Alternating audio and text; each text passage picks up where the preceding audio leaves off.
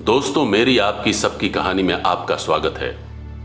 आज मैं आपको सुनाने जा रहा हूं एक ऐसी महिला की कहानी जिसने जमाने की सोच को बदलने के लिए मजबूर कर दिया। आनंदीबाई का जन्म 31 मार्च 1865 को पुणे के एक रूढ़िवादी हिंदू ब्राह्मण परिवार में हुआ था। वो ऐसा वक्त था जब खुद की जरूरत और इच्छा से पहले समाज क्या कहेगा इस बात की परवाह की जाती थी। पारंपरिक व्यवस्था से हटकर अगर कोई कुछ करना चाहता तो उसका सामाजिक बहिष्कार करके जीना दूभर कर दिया जाता था। आनंदीबाई को बचपन में यमुना के नाम से बुलाया जाता था।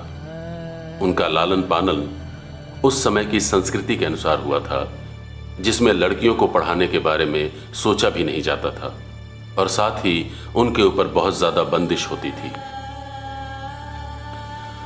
12 साल की छोटी सी उम्र में आनंदीबाई का विवाह उनसे 20 साल बड़े गोपाल विनायक जोशी से कर दिया गया और उनका नाम आनंदी गोपाल जोशी हो गया।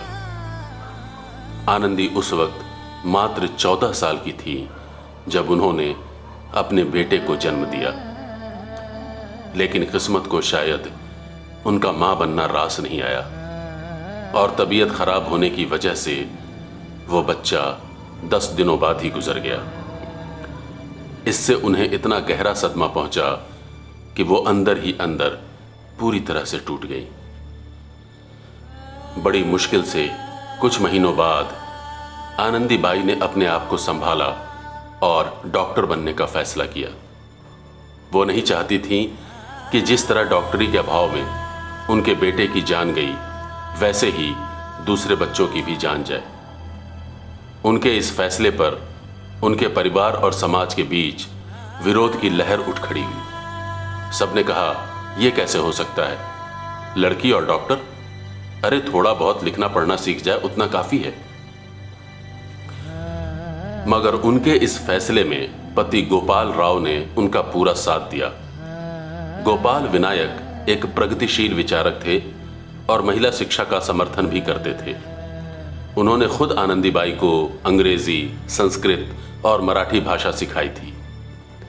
उस वक्त भारत में एलोपैथिक डॉक्टरी की पढ़ाई करने का कोई इंतजाम नहीं था, इसलिए सन 1883 में आनंदीबाई ने अमेरिका की जमीन पर कदम रखा।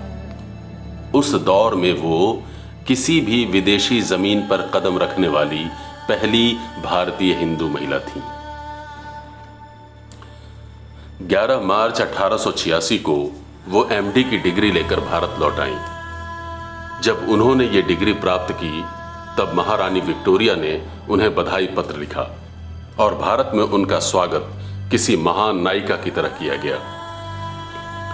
लेकिन हिंदुस्तान की पहली महिला डॉक्टर बनकर वापस आने के कुछ ही दिनों बाद उन्हें टीबी की बीमारी लग गई और 26 फरवरी 1887 को मात्र 22 साल की उम्र में उनका निधन हो गया।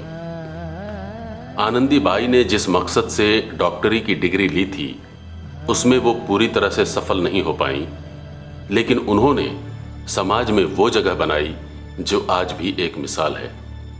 अपने जज्बे और हिम्मत से उन्होंने उस दौर में लड़कियों की पीढ़ी को अपने सपने को पूरा करने के लिए समाज से लड़ना सिखाया। भले ही आनंदी गोपाल जोशी का जीवन बहुत छोटा रहा हो, लेकिन उन्होंने समाज की रूढ़िवादी विचारधारा का विरोध करने का जो बिगुल फूंका, उसी का नतीजा है कि आज महिलाएं पुरुषों के साथ कदम ताल मिलाते हुए चल रही हैं और कुछ मामलों में तो आगे निकल चुकी हैं।